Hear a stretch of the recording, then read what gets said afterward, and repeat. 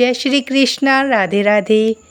आज के इस वीडियो में आपको बताएंगे साल 2025 में अश्विन मास में आने वाली शरद पूर्णिमा कब है, लक्ष्मी पूजा का शुभ मुहूर्त, पूजा विधि और इस दिन बनाए जाने वाले खास भोग के बारे में। स्वागत है आपका आपके अपने चैनल शुभ पर्व में। अश्विन महीने की पूर्णिमा तिथि को शरद पूर्णिमा या कुजागर पूर्णिमा भी कहते हैं। इस दिन चंद्रमा अपनी 16 कलाओं से युक्त होते हैं और ऐसी मान्यता है कि इस दिन आसमान से अमृत वर्षा होती है। इसलिए शरद पूर्णिमा की रात को खुले आसमान के नीचे खीर बनाकर रखी जाती है और उसका सेवन किया जाता है। इस दिन चंद्र देवता की पूजा करने से चंद्र दोष दूर होता है और अश्विन पूर्णिमा के दिन से ही कार्तिक स्नान भी शुरू हो जाता है। कार्तिक मास की शुरुआत हो जाती है और इस बार पूर्णिमा तिथि 2 दिन है। ऐसे में पूर्णिमा का व्रत किस दिन रखना है, स्नान दान किस दिन करना है, कार्तिक स्नान कब से प्रारंभ होगा, यह आप जानेंगे। साथ ही साथ इस बार पूर्णिमा तिथि पर भद्रा भी लग रही है जो कि अशुभ रहने वाली है। तो भद्रा काल का कब से कब तक रहेगा, भद्रा का वास कहाँ रहेगा, चलिए आपको बताते हैं। इस बार अश्विन महीने की पूर्णिमा तिथि 6 अक्टूबर सोमवार को दोपहर 12:24 से शुरू हो रही है, जिसका समापन अगले दिन 7 अक्टूबर मंगलवार को सुबह 9:16 पर होगा। पूर्णिमा तिथि 2 दिन है। ऐसे में पहले दिन पूर्णिमा तिथि के समय चंद्र देवता की पूजा का शुभ मुहूर्त भी प्राप्त होगा, क्योंकि रात के समय पूर्णिमा तिथि भी विद्यमान होगी और चंद्र देवता की पूजा भी की जा सकेगी। इसलिए पूर्णिमा का व्रत तो इस बार 6 अक्टूबर सोमवार को ही रहेगा, लेकिन पूर्णिमा का स्नान 7 अक्टूबर मंगलवार के दिन किया जाएगा और कार्तिक स्नान भी सुबह 7 अक्टूबर को ही किया जाएगा।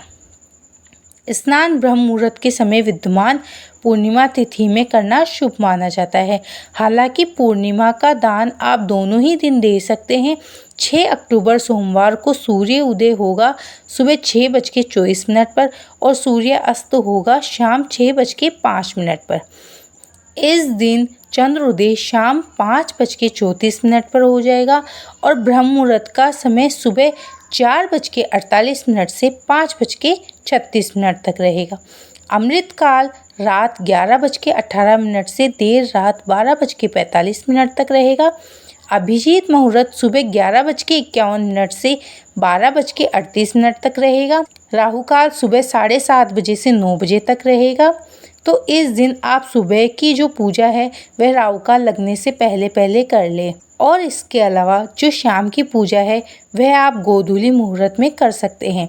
गोधूली मुहूर्त शाम 6:01 से 6:26 तक रहेगा और इसके बाद भी आप शाम 7:15 तक पूजा कर सकते हैं। चंद्रोदय के समय के बाद से आप कभी भी चंद्र देवता को अर्घ देकर अपना व्रत खोल सकते हैं।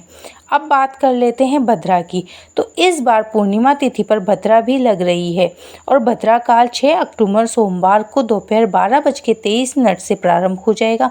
यानी जब से पूर्णिमा तिथि लगेगी भद्रा भी लग जाएगी, जो कि रात 10:53 पर भद्रा की समाप्ति होगी। तो लगभग आधे दिन तक भद्रा रहेगी और इस बार भद्रा का वास मृत्यु लोक में रहेगा और यह सभी कार्यों के लिए अशुभ मानी जाएगी। खास तौर पर पूजा पाठ या फिर कोई नया काम यदि आप इस दिन शुरू करना चाहते हो, नए बिजनेस की शुरुआत करना चाहते हो, कोई भी नए काम की शुरुआत जैसे भूमि पूजन या नया घर आदि खरीदना, तो इस दिन भद्रा लग रही है। तो जितनी देर भद्रा रहती है उस समय में ऐसे काम करने से बचें। भद्रा काल लगने से पहले यदि आप करना चाहें तो कर सकते हैं, नहीं तो अगला दिन 7 अक्टूबर मंगलवार किसी भी नए काम की शुरुआत करने के लिए शुभ रहेगा। भद्रा देर रात तक रहेगी, तो ऐसे में खुले आसमान के नीचे खीर कब रखें। तो देखिए, जब भद्रा समाप्त हो जाए तब उसके बाद से अगले 2-3 घंटे तक आप आसमान के नीचे खीर रख सकते हैं और उसकी समाप्ति के बाद अगले दिन सुबह स्नान करके इस खीर को प्रसाद रूप में ग्रहण कर सकते हैं।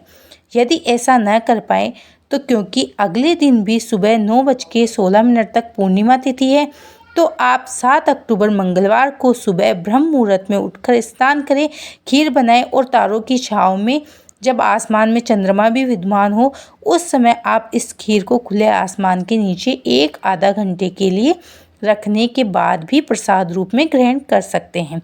7 अक्टूबर मंगलवार को सूर्य उदय होगा सुबह 6:24 पर, सूर्य अस्त शाम को 6:04 पर होगा और इस दिन चंद्र उदय शाम 6:12 पर होगा।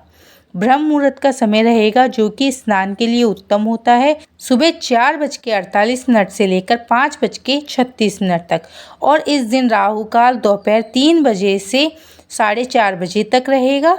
ध्यान रखिएगा, पूर्णिमा तिथि 7 अक्टूबर को सुबह 9:16 तक ही रहेगी, तो पूर्णिमा का जो भी स्नान दान है वह इस समय तक कर लीजिएगा।